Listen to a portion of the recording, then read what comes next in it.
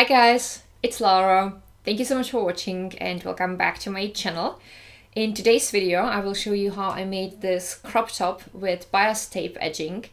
I do have another video in which I have shown you how to make a crop top. However, in that video, I did a completely different edging and I just wanted to give you guys more options, especially for those of you who are just starting out sewing, so I thought it might be helpful.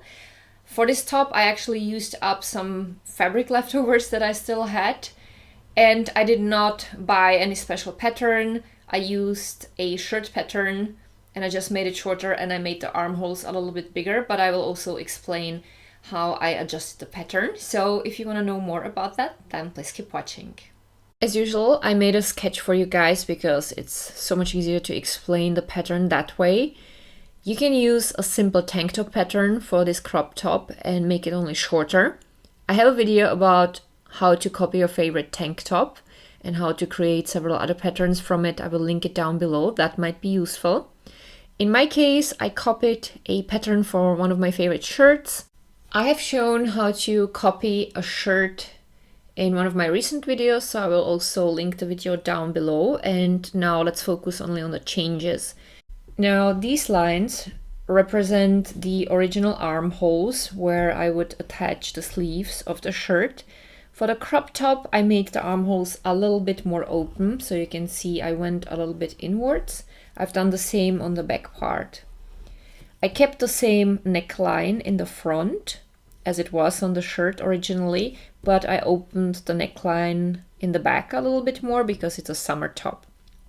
The length here on the side was, for my personal crop top, 6.5 inches, which is 16.5 centimeters. It could be that yours could be shorter or maybe longer. It depends on how tall you are and on how big your boobs are. This length works for me only when I'm also adding an edge on the bottom, which I have done in this case. If I would only want to fold the bottom edge inwards, I would have to add at least an inch, because anytime you move and you lift your arms up, the top might slide a little bit upwards and we don't want any boobs showing. Once I made all these changes to the shirt pattern, I ended up with these two pieces, the front part and the back part for my crop top, and I also cut 2 strips of fabric for the bottom hem. They were 3 inches high and when you compare these two measurements, the strips of fabric were about 1 inch shorter than this line here. Here we have the crop top parts. I have used striped fabric for the front and white fabric for the back part and for the bottom edge. For the neckline and armholes, I decided to go with a white bias tape. First, I pinned together the front and the back part on one shoulder. And I pinned the sides of the 2 strips of fabric for my bottom hem. I have sewn all together with a stretchy overlock stitch. Here is what the shoulder looked like once it has been sewn together. Next, I pinned the bias tape around the neckline.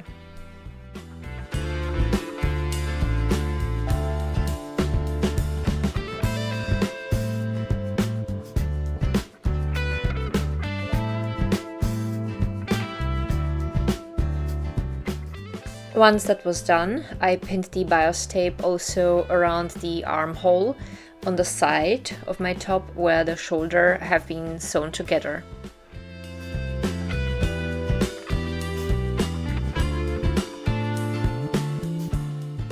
I have sewn the bias tape on with a regular straight stitch and here is what it looked like. As a next step, I pinned together the other shoulder and I have also sewn it together with the stretchy overlock stitch.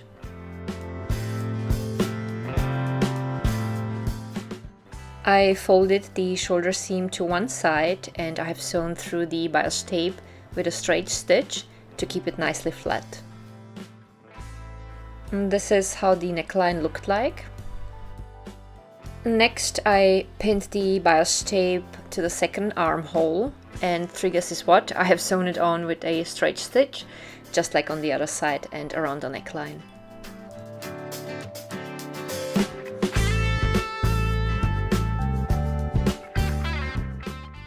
And then I pinned both sides of the top together.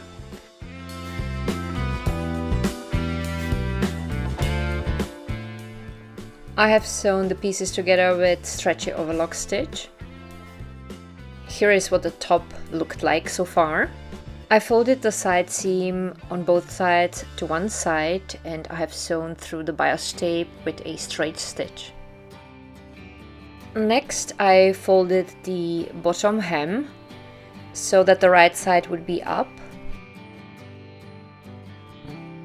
I pinned it to the bottom of the top.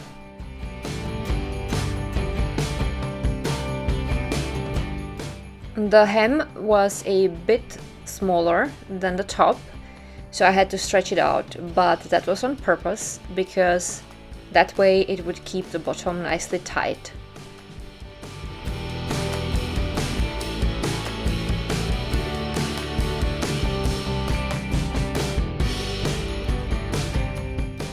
This is what the hem looked like once it has been pinned in place. I have sewn it on with stretchy overlock stitch. And then my top was finished. By the way, I linked down below a few tutorials for the pieces from which I had the remaining fabrics.